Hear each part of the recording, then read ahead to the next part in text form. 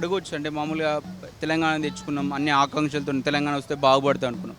వచ్చింది తెలంగాణ 10 సంవత్సరాలు కేసీఆర్ పాలన నడిచింది. ఇప్పుడు ఒక దాదాపు 2 సంవత్సరాల దగ్గర దాకా వస్తుంది ఈయన పాలన విషయం. అంటే మీరు అనుకున్నటువంటి ఆకాంక్షలు ఈ తెలంగాణ వచ్చినాక నెరవేరినాయా? నెరవేరిన అంటే ఆయనకు 40 ఏళ్ళ అనుభవం ఉంది, చేసేంత వరకు ప్రయత్నం చేసిండు. ఎట్లయినా ఆయన రాజు ఆలోచనలు ఉంటుంది. కిందున్న వాళ్ళే తెలంగాణ సగం నాశనం చేసిండ్రు. కేసీఆర్ 40-45 ఏళ్ళ అనుభవం ఉంది, లేదు అనట్లే. ఎందుకంటే కిందున్న వ్యక్తులే తెలంగాణను మళ్ళీ బస్టు పట్టించిండ్రు. ఆయన అప్పులు చేసి అభివృద్ధి చేయలేదని అంటలేము. ప్రశాంతంగా వాతావరణం ఉండే, 144 సెక్షన్ లేదు, డ్రగ్స్ మాఫియా కూడా అంతగానం లేదు. ప్రశాంతమైన వాతావరణం పిఎస్లలో కానీ ఒక మైలో పోతే కానీ భయపడే వ్యవస్థలో ఉండే. ఈరోజు చూస్తే గత ప్రభుత్వం వచ్చి 2 ఏళ్ళు అవుతుంది.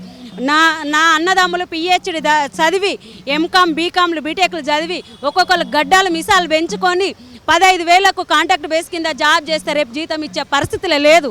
అట్లాంటి జీవితాలు అనుభవిస్తుండ్రు. డ్రగ్స్ గంజాయి మీద మాఫియా మీద నిద్రపోతుంది ఇప్పుడు మన పిల్లలు.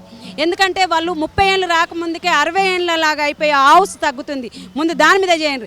ఇవాళ చూడు, ఆదివాసులు అంటేనే ఈ దేశానికి మూలవాసులు. ఆ అడవిని కాపాడే ఆదివాసుల మీద మీరు ఈరోజు 2026 వరకు నక్సలిజం లేకుండా చేస్తా అని నువ్వు మిలిటరీ బలగాలను తెచ్చినావా, ఆర్ఎస్ఎస్ గుండగాలను తెచ్చినావా? నక్సలైట్లు చనిపోతే, మావోయిస్టులు చనిపోతే ఇప్పటి వరకు ఏ మిలిటరీ బలగాలు కూడా డ్యాన్స్ వేసింది లేదు. నువ్వేం చేస్తున్నావు మోడీ? ఈ రాష్ట్రాలను ఏం చేయాలని ఆలోచన చేస్తున్నావు? వాళ్ళను చర్చలలోకి వస్తా అంటే కూడా వాళ్ళని చర్చలలో రానియకుండా, వాళ్ళని ఎన్కౌంటర్ చేసి వాళ్ళ శవాలు ఇవ్వకుండా ఇవాళ నువ్వు మోడీ ఒంటరి పోరాటం చేసి ఏంటంటే ఒక భార్య పిల్లలు ఉంటే ఆ బాధ అన్నది ఏమన్నా తెలుసు. వాళ్ళ చదువుకి ఎంత అవుతుంది, విద్య వైద్య గూడుకి ఎంత అవుతుందో మనకు ఆలోచన. బడా కంపెనీలకు అంటగట్టి అద్వానికి అంబానికే మన రాష్ట్రాన్ని దోషపెట్టాలనే ఆలోచన ఉంటుంది. దాని మీద మేము పెద్ద ఎత్తున పోరాటం చేయాలని కూడా అనుకుంటున్నాము. ఆపరేషన్ కంగారుని వెంటనే ఆపాలి. వాళ్ళ చర్చలను పిలుచుకొని ఎవ్వరు తెలంగాణ ఆంధ్రలో చనిపోతారో మన బిడ్డలు ఆ ఎర్రజెండే ఆ అడవిని కాపాడింది కాబట్టి ఇవాళ మన హౌస్ బాగుంది. అడవి పోయింది అనుకో మన హౌస్ 30 ఏళ్ళు కాదు 15 ఏళ్ళు కూడా బతికే కడుపులో పిండమే చనిపోయే పరిస్థితిలో దిగజారుతుంది. తస్మా జాగ్రత్త. ఇంకోటి ఏంటంటే తెలంగాణ తెచ్చుకున్నాం కానీ ఇక్కడ ఏ సాఫ్ట్వేర్ జాబో లేకపోతే ఇంకో జాబో మొత్తం అంతా నాన్ లోకల్ బయట రాష్ట్రాల నుంచి ఇచ్చి ఇక్కడ పని చేసుకుంటారు. కానీ మన తెలంగాణ పిల్లలకు ఒక సాఫ్ట్వేర్ జాబ్ కానీ ఇంకో జాబ్ కానీ కంపెనీలు వస్తున్నాయి కావచ్చు, కానీ అందులో జాబులు మాత్రం మన పిల్లలకు లేవు. దీనిపై ఏమంటారు? అది ఆ కంపెనీ ఎవరి? ఆ కంపెనీ మన రాష్ట్ర కంపెనీలు అయితేనో మనకు గుర్తించి అది కేంద్ర గవర్నమెంట్ కంపెనీలో తెచ్చి ఇక్కడ మన బడా బాబులకు మన వాళ్ళు కూడా తొత్తులుగా మారి వాళ్ళకు సపోర్ట్ ఇవ్వట్టుకొని మన పిల్లలకు ఇలా గడ్డాలు మిసాలు పెంచుకొని ఒక్కొక్కటి చెట్ల కింద వండుడు అవుతుంది. కేయికి పోతే చూడు, ఒక్కొక్కటి 40 ఏళ్ళైనా పెళ్ళిళ్ళు లేని పరిస్థితులు ఉన్నాయి. ఒక్కొక్క 40 ఏళ్ళ అమ్మాయికి ఇలా సంబంధాలు రాని పరిస్థితులు ఉన్నాయి. ఏంది ఉద్యోగాలు లేకపోతే ఎట్లా పెళ్ళి ఎట్లా అవుతుంది? ఎట్లా ఎవడు పెళ్లి చేసుకునే పరిస్థితిలో ఉన్నది. ఏ ఉద్యోగం కాంట్రాక్ట్ బేస్ కింద పోతే రేపు జీతం తీసుకునే పరిస్థితి లేదు. ఉంచుకుంటాడో ఊడ్చి చేస్తాడో. వాడు ఇంగ్లీష్ మీడియం చదివి వాళ్ళ తల్లిదండ్రులు ఆశలు వాళ్ళ అప్పులు చేసి పుస్తమాటలు అమ్ముకొని ఇవాళ నేను కూడా అదే పరిస్థితులు. నా పిల్లలు ఒక్కొక్కడు ఎంకామ్ పీజీ చదివి ఉన్నారు. ఇవాళ నా ఒంటి మీద సొమ్ము కూడా అమ్ముకొని ఏ ఆస్తిబాసు లేకుండా చదివించిన రోజులు నా కొడుకు బంగారు భవిష్యత్తు వానంతా వాడు బతుకుతాడు కానీ అని ఏ తల్లిదండ్రులైనా అనుకుంటారు. అలాంటి పరిస్థితుల్లో కేంద్ర గవర్నమెంట్ బడాబాబుల కంపెనీలలో వాళ్ళని పెట్టుకోకపోతే మన పిల్లల్ని ఎట్లా పెట్టుకుంటారు అనుకుంటారు. మళ్ళీ ఒక మూమెంట్ రావాలంటే ఏదైతే తెలంగాణ ఉద్యమం నడిచిందో ఇప్పుడు లోకల్ మూమెంట్ ఒక ఉద్యమం రావాల్సింది అంటారా? తప్పకుండా వస్తుంది. ఒక్క బాలుని కింద వేస్తే పైకి లేచి మళ్ళీ కింద పడి మళ్ళీ పైకి లేస్తుంది. అంటే నువ్వు ఒక్కసారి ఇసిరేస్తే ఆ బాల్ 3 సార్లు తిరగబడింది. ప్రజలు తిరగబడతారు. ఎందుకంటే ఆకలి ఉద్యోగము నువ్వు విద్య వైద్య గూడు నీడ అవన్నీ ఇచ్చిన రోజు నీ దగ్గర ఎవరు తిరగబడరు.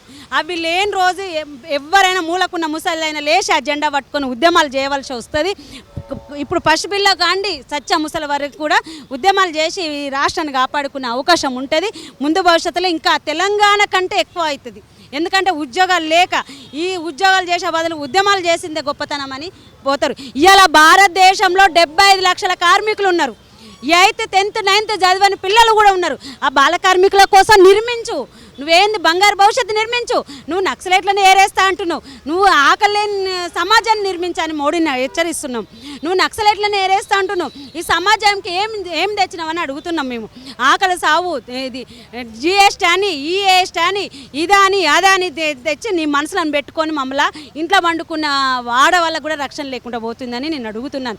మళ్ళీ పెద్ద ఎత్తున ఈ ఉద్యమాలు మాకేం కొత్త కాదు. తెలంగాణలో ఆంధ్ర తెలుగు రాష్ట్రాలలో మాకు ఉద్యమాలే కొత్త కాదు. గత 70 ఏళ్ళ తొలి దశలో మలి దశలో మేము ఎట్లా చేసుకున్నాము అంతకంటే ఎక్కువ ఇప్పుడు చదివినాము, అభివృద్ధి అయింది, సైన్స్ డెవలప్ అయింది, ఫోన్లు ఉన్నాయి, వాట్సాప్ ఉన్నాయి, అన్ని మెసేజ్ ఇచ్చి మేము ఎట్లా కలుసుకోవాలో ఎట్లా ఉద్యమాలు చేయాలో మాకు ఎరక. మాకేమి కొత్తగా చదువు చెప్పే అవసరం లేదని కేంద్ర గవర్నమెంట్కి ఒకటే హెచ్చరిస్తున్నాము. ఆపరేషన్ కంగారుని వెంటనే ఆపండి. నీకు ఈ రాష్ట్రంలో మళ్ళీ అది ఆపాలే, వాళ్ళని చర్చలలో పిలవండి. ఈ రాష్ట్రంలో అందల పోటీ ఎందుకండి? అందాల పోటీ ఎందుకు? 350 కోట్లు పెట్టే అవసరం ఏమున్నది? ఆ పిల్లల పెట్టు. గవర్నమెంట్ ఇలా గాంధీ హాస్పిటల్ పోతే ఆడ పేషెంట్ సచిన శవం ఉన్నది అర్థం కాకుండా పోతుంది. దాని మీద దృష్టి పెట్టు. విద్య వైద్య గుడి మీద దృష్టి పెట్టు. 6 గ్యారెంటీలు అన్నావు. ఏది ఇందిరా మిల్లు స్టార్ట్ చేసినావా? 2 ఏళ్ళు అయింది. ఆయన అయితే చేయలే. ఆయన తిట్టుకుంటే నేను పబ్బంగా గడుపుకుంటావా? నువ్వు నీ చెయ్యి. అందల పోటీ ఎవరి కోసం? 500 కోట్లు ఉన్నాయి, నాతో మాట్లాడు, నేను నీకు ఇచ్చేస్తా అంటే అది తప్పు కదా, అవమానపరిచినట్టు కదా. రాష్ట్రాన్ని, తెలంగాణ రాష్ట్ర మహిళలను మొత్తము పడుసులను అందరినీ అవమానపరిచినట్టే.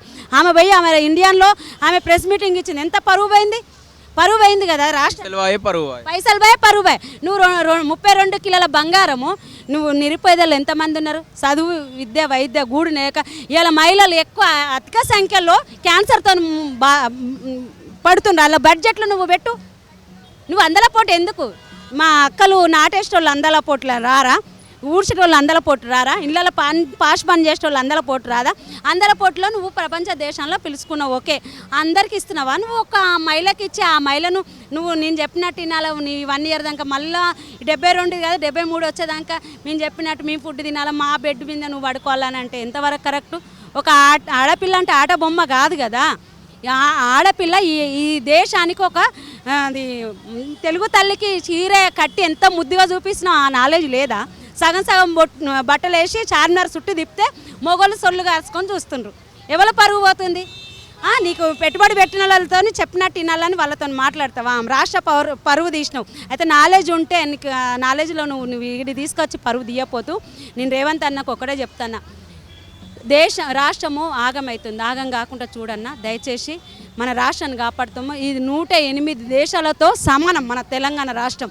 ఆ రాష్ట్రాన్ని కాపాడు. ఇంకా 60 ఏళ్ళు నువ్వు పరిపాలించు.